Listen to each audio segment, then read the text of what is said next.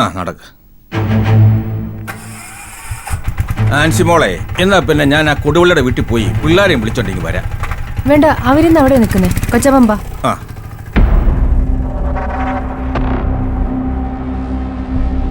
ആ T V കണ്ടായിരുന്നോ?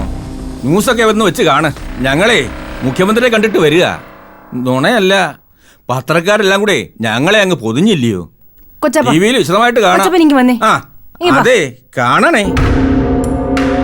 ഇനി ഒരു മാസത്തേക്ക് ഭയങ്കര ചർച്ചയായിരിക്കും. വനിതാ കമ്മീഷന്മാരെ എന്നെ വിളിക്കുന്നോണ്ട് ഞാൻ ഫോൺ സ്വിച്ച് ഓഫ് ചെയ്ത് ബാഗിനകത്ത് വെച്ചിരിക്കുക. ആ വരിക വരിക. നിക്കടെ അവിടെ.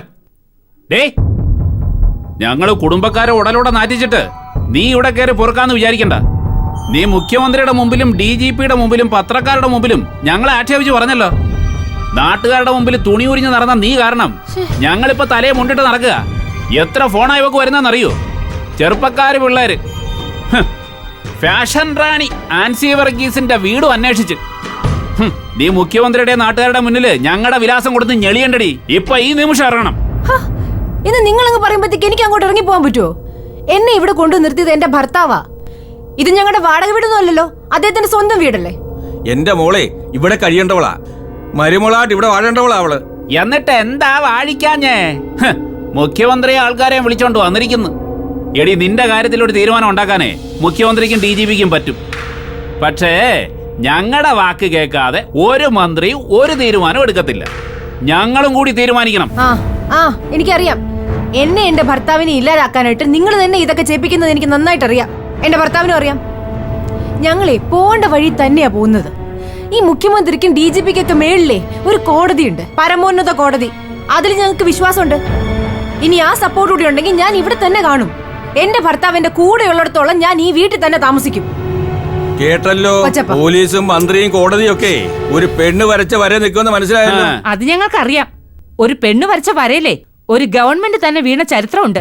മുഖ്യമന്ത്രി രാജിവെച്ച ചരിത്രവും ഉണ്ട്. സെക്രട്ടേറിയറ്റ് വളഞ്ഞ് മാസങ്ങളോളം സമരം നടത്തിയ ചരിത്രവും ഉണ്ട്. ഇവൾ അതിനുള്ള പുറപ്പാടാ. അവള് പറഞ്ഞത് കേട്ടില്ലേ? അവള് വരച്ച വരയില്ല മുഖ്യമന്ത്രിയും DGPയും ഒക്കെ. അവളുടെ മനസ്സിലിരിപ്പ് കണ്ടില്ലേ? വളച്ചു കാണും അവള്. തോന്നിവാസം പറഞ്ഞോ. ഞാൻ ആരാണെന്ന് അറിയാമോ? തോണിക്കര അങ്ങാടിക്കലും പോയി അന്വേഷിക്കണം എന്റെ ചരിത്രം. ഇത് എന്റെ മരുമോന്റെ വീടാ. ഇവിടെ ആരും ജീവിക്കണമെന്ന് ഞാൻ തീരുമാനിക്കും. മുഖ്യമന്ത്രി DGP ഒക്കെ ഇപ്പൊ ഞങ്ങളുടെ കൂടാ. ഇത് കൊച്ചപ്പനാ പറയുന്നത്. ഇയാള് കൊച്ചപ്പനല്ലടോ, മാമനാ. 10-20 വർഷം മുമ്പ് കൊണ്ടു കിടന്ന് കൂട്ടിക്കൊടുത്തല്ലേ. തോന്നിവാസം പറഞ്ഞോണ്ടല്ലോ. എന്നോട് കളിക്കാൻ ഞാൻ കൊച്ചാപ്പനാ. പണ്ടെന്നെ ഇറക്കി വിടാൻ ശ്രമിച്ചതാ. ക്ഷമിക്കത്തില്ല ഞാൻ. ഒന്ന് പോടോ. ഇയാളുടെ 2 വാക്ക് പറഞ്ഞു തന്നെ കാര്യം. ഒരു പൂന്താൻ വന്നേക്കുന്നു, ഒരു മുതലാളി. മര്യാദക്ക് നോടാ പറയുന്നത്. അല്ല പിന്നെ തീറ്റി പണ്ടാരം കേറി ഇറങ്ങി നടക്കുക. ഒന്നിരിക്ക ഇങ്ങോട്ട് കണ്ടോടി, അവരുടെ നെകളിപ്പ് കണ്ടില്ലേ? ഇവരുടെ നെകളിപ്പ് ഞാൻ ഇപ്പൊ തീർത്തു തരാം. നിങ്ങൾ ഇങ്ങോട്ട് വന്നേ.